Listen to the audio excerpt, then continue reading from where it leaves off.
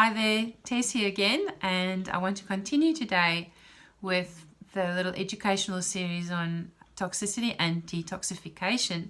So today I want to specifically talk more about detoxification. So as you know, toxicity in our lives is a major contributor to just about all chronic disease, and there's a wealth of scientific research that points in that direction as well. So again, the way that I work here as a naturopath and a BioResonance naturopath is to address toxicity and to help the person support their detoxification pathways with every session that we do. So specifically today, I just want to have a quick chat about the heavy metals and the endocrine disrupting chemicals. And I want to talk to you a little bit about the role of the bowel or the digestive system, and also the role of the liver in helping the body detoxify.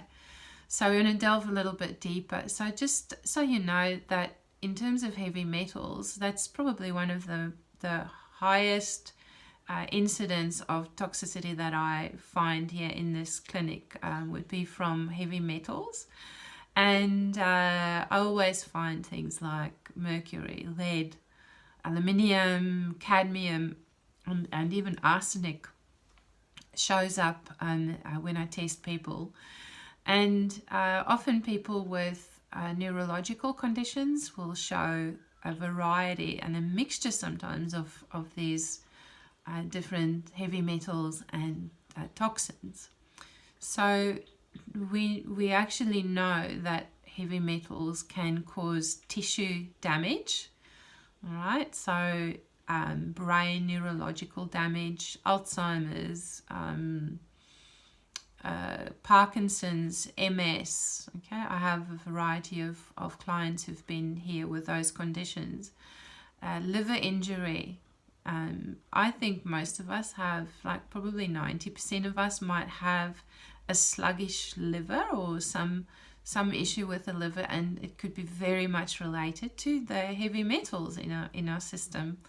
And again, we'll talk about that in a specific program to support us with that in a later video as well.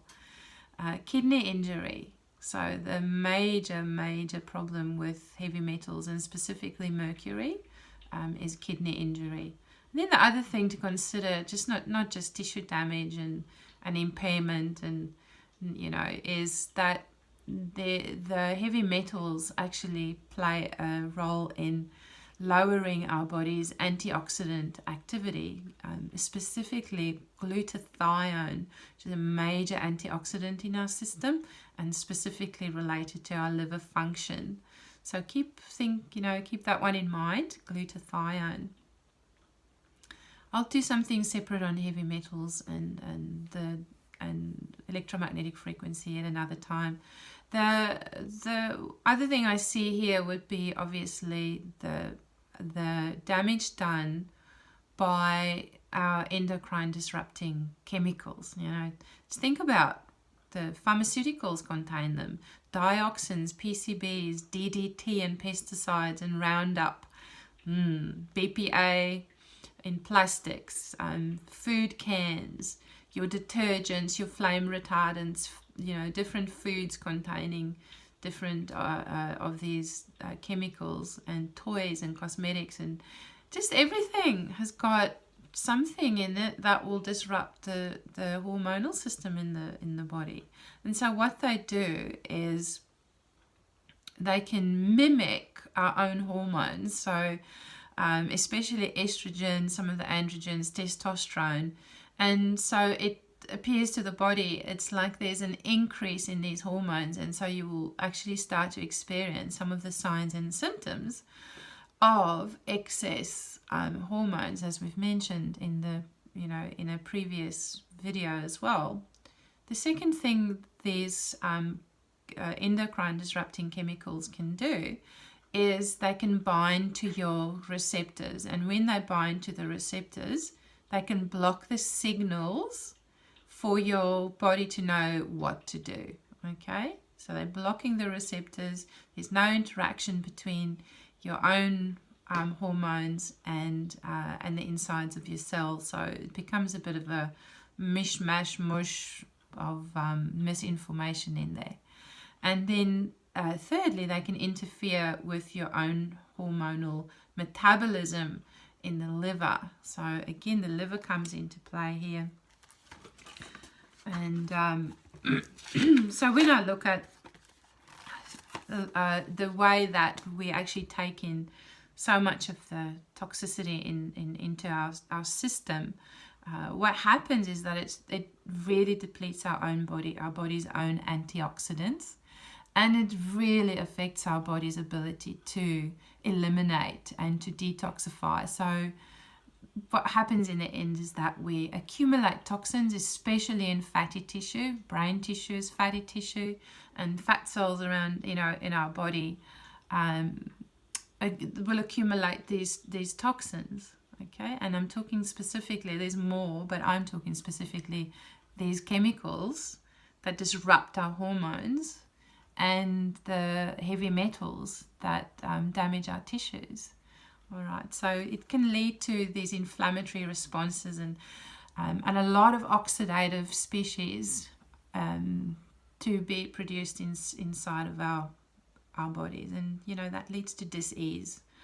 So we really don't want that. So let's have a look at how we can support our body to detoxify a little bit better. So keep in mind, we've got our major detox organs, the liver and the bowel, the gut, let's call it the gut, the kidneys, the skin, the lungs, and then you've got the lymphatic system as well. All right, so what is the role of the gut? So when there's an estimated probably about 25% of all your detoxification processes, all of your detoxification happens in the gut, through the gut cells. They're called enterocytes, and they go through some enzymatic processes to help break down some of these products that we eat, that we take in, and before it actually enters into our system. About 25% of our detox takes place in the gut. So would you say that it's important to have an intact gut, that the integrity of the cells are really, really there, it's strong, your gut is, eliminating really well, that your gut microbiome, so in other words, the bacteria that are living inside of you doing an amazing job, that's all good? Yes, I'd say so. So it's really important that our gut health is supported because of the detoxification function that it performs as well. Okay, so I'll give you an example.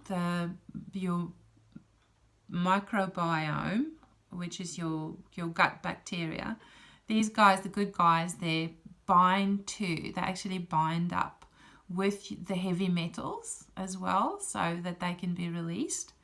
There's the probiotics that we've got to talk about. These are your gut bacteria. Now, if you don't have an intact gut, if there's inflammation through your gut, you're going to, I'm just going to say you're going to lower glutathione production in your liver as well.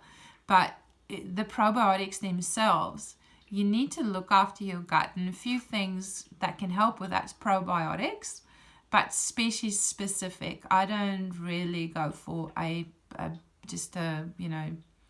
broad spectrum at all. We don't just want to add to the gut bacteria. We want to actually bring some probiotics in there that have specific jobs, that they actually support our own gut and our own bacteria to proliferate, to be happy, to do the smart things, because they are smart. It's specific gut bacteria that we've got to look at. In my clinic, I really like SB, Saccharomyces boulardii. I like Lactobacillus rhamnosus, or LGG, and I like Bifidobacterium lactis. These three specifically have got amazing functions in supporting your own probiotic in your system. It's not just adding to them. Okay, we want prebiotic foods. and prebiotic foods, and we want some glutamine. Now, my favorite form of glutamine would be slippery elm bark powder. Okay, so if you want to know about slippery elm bark powder, just write something in the comments, and I'll answer that for you as best I can. Okay, some of the prebiotic foods that we've got to think about is, if you include in your diet, this is to heal gut and to help your gut do the detoxification processes. Garlic and onion and asparagus and bananas and artichokes and green veggies, green leafy veggies. Dandelion is really good for that.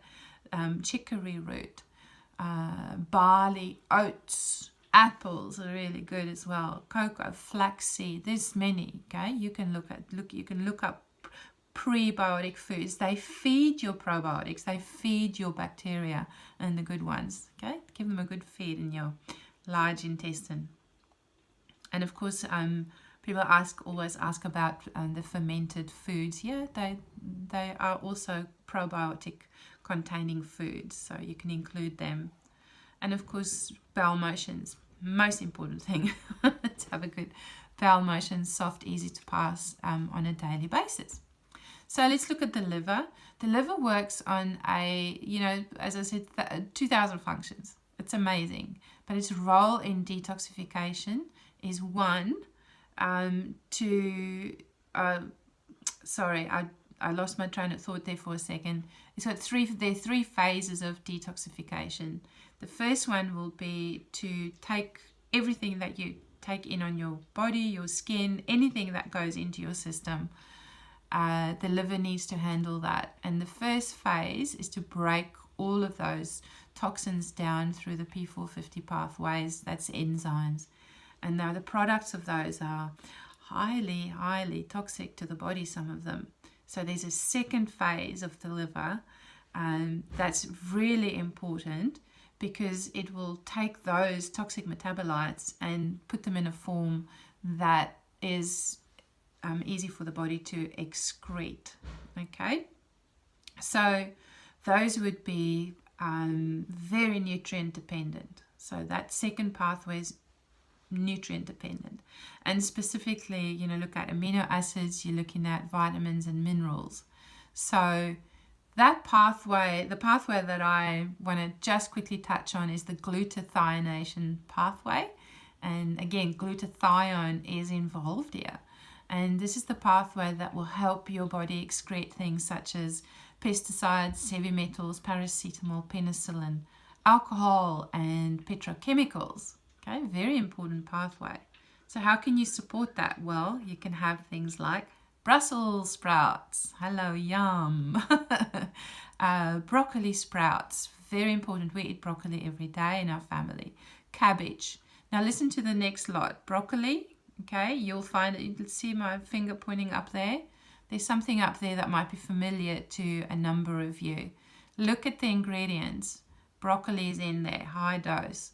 St. Mary's thistle is in there. Curcumin, magnesium, zinc, B vitamins, they all support your liver pathways. There's others as well, like selenium comes into play, and a few others as well. Okay, use your plant therapies. Okay, use your food to help with detoxification, and if you've got things such as liver supporting herbs and essential oils, you can use those as well. So think of the herbs, the milk thistle, green tea, some green powders with barley in it. Think of your essential oils as well, as in Roman chamomile, helichrysum, lemon, rosemary, spearmint, peppermint, and turmeric is another food, of course, that we want to throw in there as well. Okay, so that's me for now. Stay tuned for our next video as well. We're going to talk a little bit about some of the signs and symptoms and conditions and of the liver and detoxification, how detox can support that. Okay, that's all for today. Thanks for joining me. See you next time. Bye.